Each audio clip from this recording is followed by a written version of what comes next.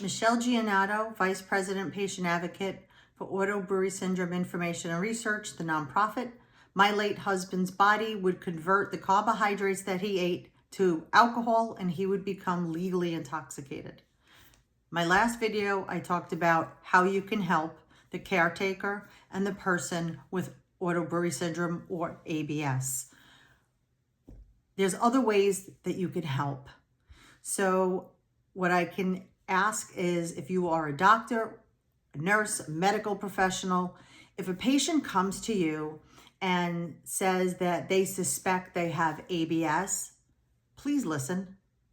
They have been living with this condition a really long time and haven't been feeling well for quite some time. And it would be in everyone's best interest for the person who is suffering with the disease and their family to do the high carb challenge. The patient will come to a medical facility where they can be supervised. They could even do it in your office during an appointment. They come in with their breath alcohol meter, they blow, they show you the meter that it's 0, hopefully at the starting point. Eat some food, high carb food, and then by the time they have the end of their appointment, they blow again. You see if it's positive. The high carb challenge can be done in a medical facility or within a hospital. Same thing, baseline blood draw. They know what to eat that will make the body convert the food to alcohol. They eat that food, they blow into the meter, and you take the blood draws per the case study. And as soon as that ethanol shows up or the breath alcohol meter shows positive, that's it, that's your diagnosis. I don't want to oversimplify it because not everyone has ethanol converted from carbs very quickly. Some people are 30 minutes to an hour, and some take 4 hours, sometimes 6 hours, 12 hours, sometimes up to 24 hours. But the glucose drink alone, what we find, doesn't always work. So incorporate high carb food and allow the patient to either get it or bring in a sealed package from the outside. Please don't test for everything else under the sun. If you're a neurologist and a patient comes to you and says, I'm having unexplained seizures, and everything's testing out okay, and you can't really explain where the seizures are coming from, they may be going through alcohol withdrawal. Test them for auto-brewery syndrome. Other things that you can do, medical people, once you confirm that they are converting the food that they eat to alcohol, is you do a colonoscopy, endoscopy, cultures. You're looking for all yeast and bacteria that are pathogens, non-pathogens, and potential pathogens with DNA identification and sensitivity tests. There are patients, especially diabetics, they may need bladder cultures as well because there's urinary brewery syndrome. So there may be yeast and bacteria in multiple places. If you're a family or a friend of someone who's a caretaker or that has auto-brewery syndrome, number one, how you could help. If you don't have anything nice to say, zip it. Give your family and friend the benefit of the doubt that they might have this disease. If you don't know what it is, you've never heard of it, if you think it's rare, I can assure you with a number of people that are joining our group every single week, it is not as rare as you think. It's rarely diagnosed. And I could count on 2 hands, not using all my fingers, how many of the 1,300 people have lied and hid their alcohol problem behind this disease. It is a very small number, a very small percentage. 99% of them, I'm telling you, they have the disease. So look it up, go to autobrewery.org, read up on the case studies. You can do an internet search. There's plenty of news stories and information and articles that are out there.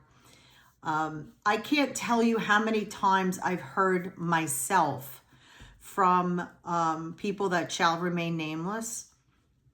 I have to see it with my own eyes. I don't believe it. I have to see it for myself. But those same people did not accompany us to the numerous doctor appointments that my husband and I went to for him to be retested to confirm whether the medication that he was being given was working or not. They did not come to the appointments when he had to get the high carb challenge, the endoscopy, and the colonoscopy cultures done. They were not there when we went over the results of those cultures to find that he still had fermenting organisms. I struggle with the people who say those things. I have to see it with my own eyes. I am not saying you shouldn't say that, but take it one step further. Get in the car and go. Don't keep the lips going.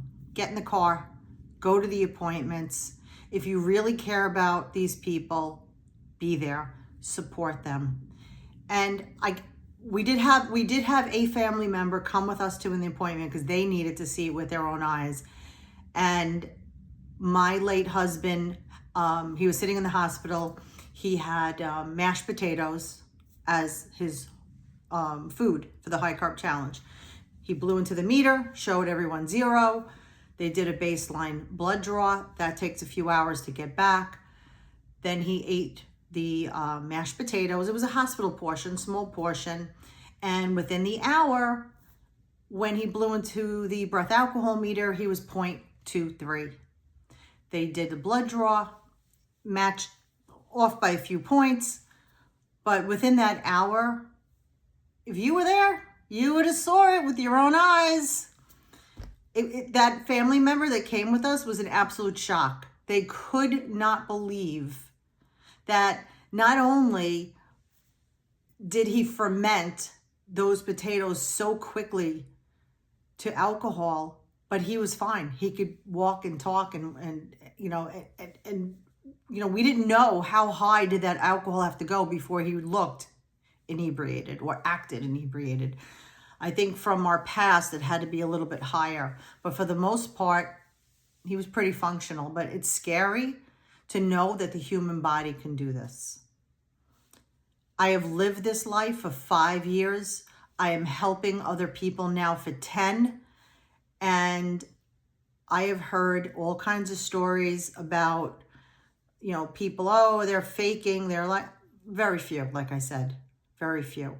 And those who do want to hide their addiction behind this disease, there's testing now. So it's going to be very hard for you to stay behind the lie. There are some people that do ferment and they don't necessarily respond right away to high carb beverages and food. That doesn't mean they don't have it. There needs to be more in depth and a longer duration for that high carb challenge under supervised conditions. And again, the cultures, very important. All right, if you have any questions, please reach out to us. We're here to answer any questions you might have. Go on our website, download the case studies. If you think you have it, or a friend might have it, or your child might have it, we're here to help you. Thank you.